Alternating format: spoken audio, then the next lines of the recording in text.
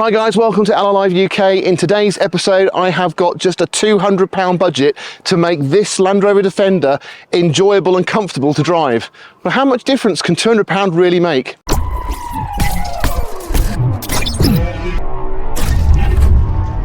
Just for you guys, if you're watching this video, here is a discount code that will give you 10% off anything on the LR Parts website. Well, to be honest, £200, although it's a lot of money, doesn't seem like enough to make a big difference. But I'm going to start with some seat risers from Mud UK. And the idea of the seat risers is it's hopefully going to give me a much more comfortable driving position by allowing me to move the seat further back, away from the steering wheel, away from the pedals, just to give me a bit more space. Because that's always something that I've found is a bit restrictive within the vehicle. Now, the other thing I'm going to do is actually try and tidy up the seat box on this vehicle because the carpet's really worn. It's 20 years old. It's had a lot of traffic going through it, and I want the cabin to look a little bit tidier just to make it a more enjoyable experience when I'm driving it. The third thing I'm going to do is something that really bugs me, and that is the striker that catches my trousers every time I get in the vehicle. Now, it sounds like a sales pitch, but there is a product out there that's been deliberately designed to prevent that from happening because it happens to so many people, and you might be one of them. But I'm going to fit that product and see if it makes a difference, because that would, again, make getting in and out of the vehicle probably more enjoyable as a start, and it's not going to frustrate me as soon as I get in the vehicle. So what I've tried to eliminate there is basically the frustration of owning a Defender and driving a Defender. I've eliminated those little things that bug me. So as soon as I get in the vehicle, I'm kind of like, oh, because I've caught my trousers, I've got in, I'm all cramped, and it looks a bit shabby. So for 200 quid, I think I can address all of those. And that also leaves me with just enough money to replace the mats as well in the vehicle. I'm going to go for some genuine Land Rover Defender mats. I'll show you what I do with those, but that again is going to make a big difference. So let's have a look and see how I did all the jobs to make the Defender far more drivable and a more enjoyable experience. So first thing we'll do is actually lift this seat up and remove the seat base. And then we have bolts on both sides here at the front. So I've loosened these already.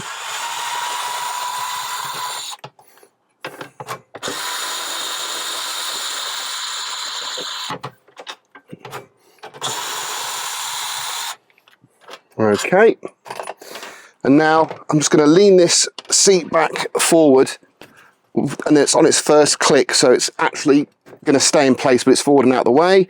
Then I'm going to lift the bar and put pressure on the top of the seat to push the rails down, and then I can move it forwards like that. There we go. And then I'll go into the back here and actually remove the studs from there. Now I'm lucky because on this vehicle they're captive and they haven't broken off, but you might find on your vehicle that you have to go in through the seat box to put a spanner on the back, but these are captive, so it's a super easy job. And then we'll just lift the seat out.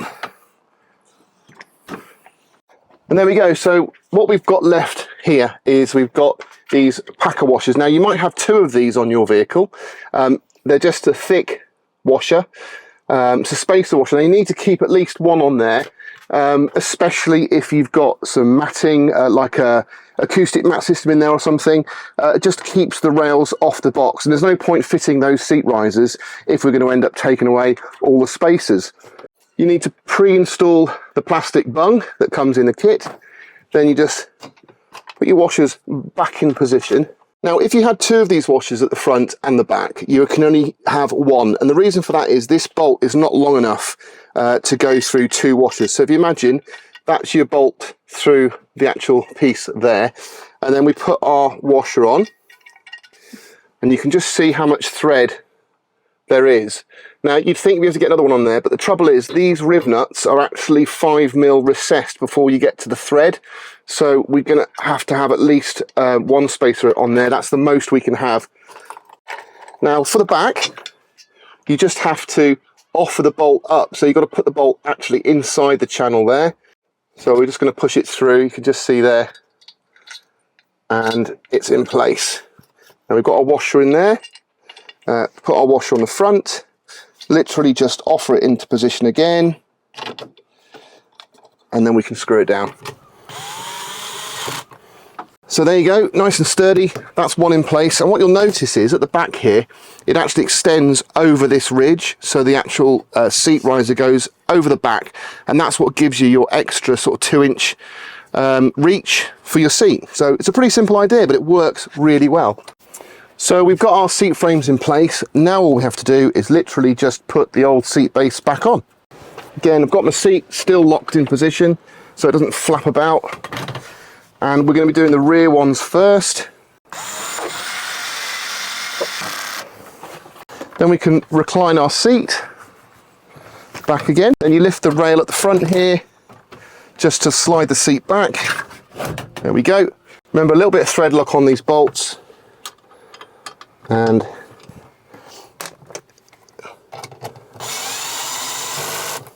again, just tighten these up. There we go. Seat base can go back and we're good to go. So one of the areas that gets a lot of damage on your cabin is this seat box corner here, and that's because obviously you're dragging your feet in and out all the time, and it just makes the whole thing look really tatty. But luckily there is a really cheap and easy solution. So you can get a pair of these, right hand and left hand, and they simply just locate over the corner there, not only to sort of keep everything tidy and pull everything back together again so you haven't got to replace the whole carpet, but also to protect it for future. So we're going to see how easy these are to fit and how good they look. Not only do you get the corner piece, the protector, but you get the full set of fixings as well, and these are drill bit screws, so they should just go straight in to the bodywork. Hold it down, start in the middle one, straight in. Do you know, it's nice that they've given us decent fixings, because these could have been pretty ropey, but they're not. They're really good and sharp.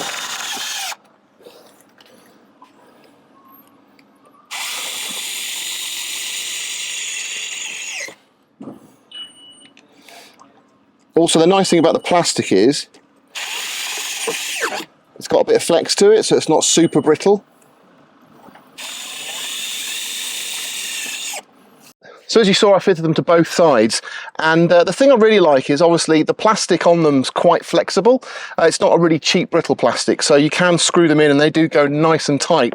Now there's a few different versions of this on the market. You can buy them in stainless steel, both in black and brushed silver.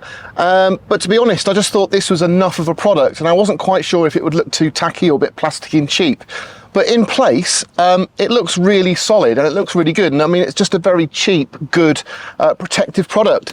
I think if it was my choice, and at the end of the day it was, because I could have put metal ones on there, I'm quite happy with these plastic ones to fit the budget. So the next little addition we're going to be changing and upgrading is this door striker. Now, I don't know if you can see this, probably can, but it's got loads of deformity on the actual striker itself, and that's where the seat belt has been caught inside when we've been shutting the door. All this nylon buffer has worn away, and that's just a really sharp edge. But the worst thing about these is I catch my trousers on them nearly every time I get in the truck. So I wear a lot of combat trousers, and that is where the problem lies, because they've got snag areas all over them. And there's a product on the market that's supposed to eliminate that, which we're going to try. If you're lucky enough and your door's actually shut well, the last thing you want to do is move this around, because you want to be able to make sure that the door's shut exactly the same as before. So what I'm going to do is I'm going to actually use a Sharpie pen and just mark the top, the bottom and the front edge. If you don't want to do that on your vehicle, that's fine. Just, you can use a washable pen or a bit of chalk or a crayon just to mark it on there. And then quite simply, it's a case of now we just have to remove these torques. Now, you're going to notice when you've got it off that you've actually got some packer washers possibly. So there's a main nylon washer in there, like a big spacer washer.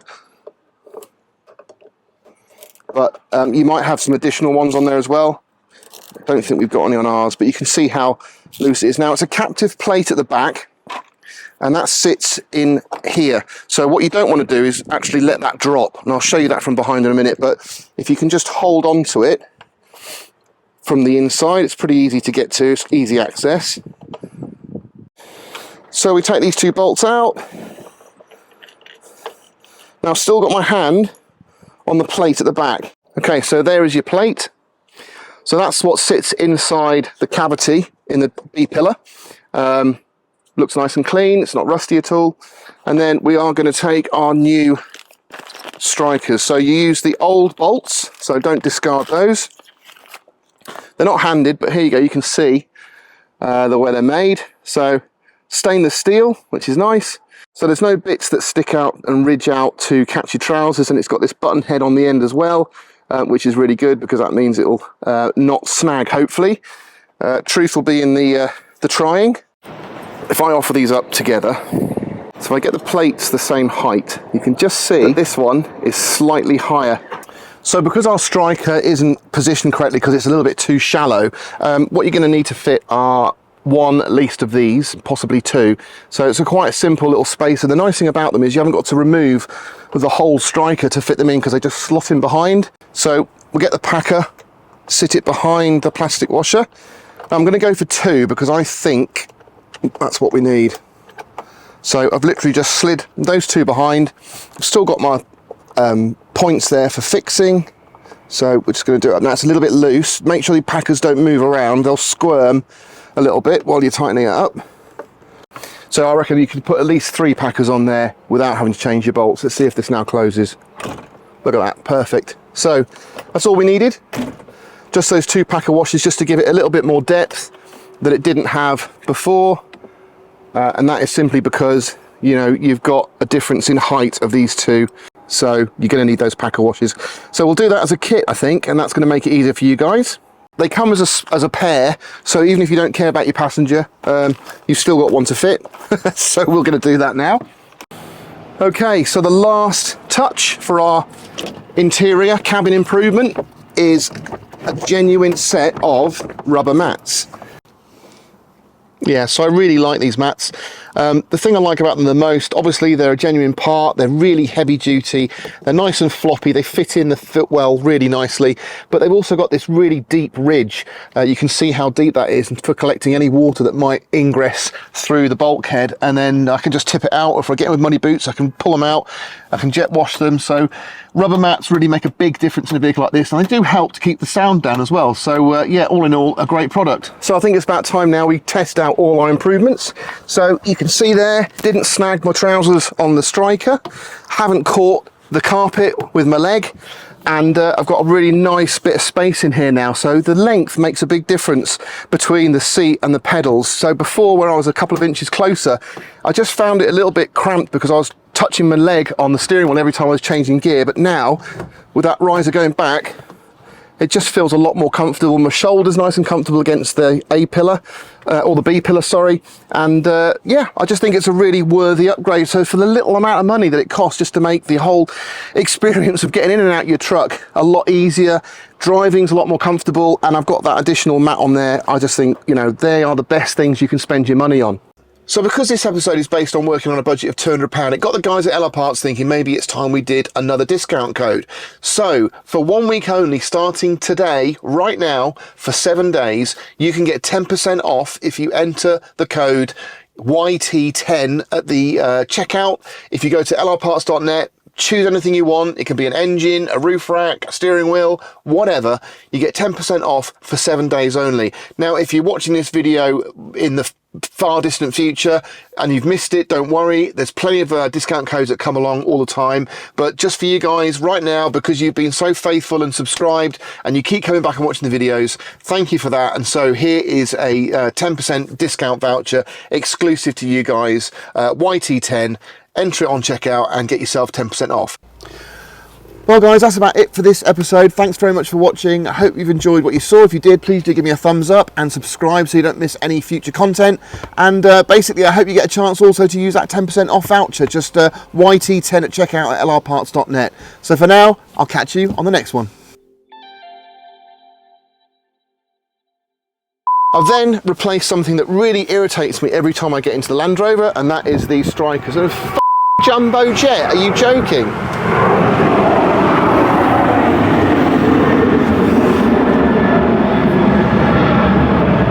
I wish I was going on holiday. I'd rather be. I probably should have spent £200 on a flight to Malaga.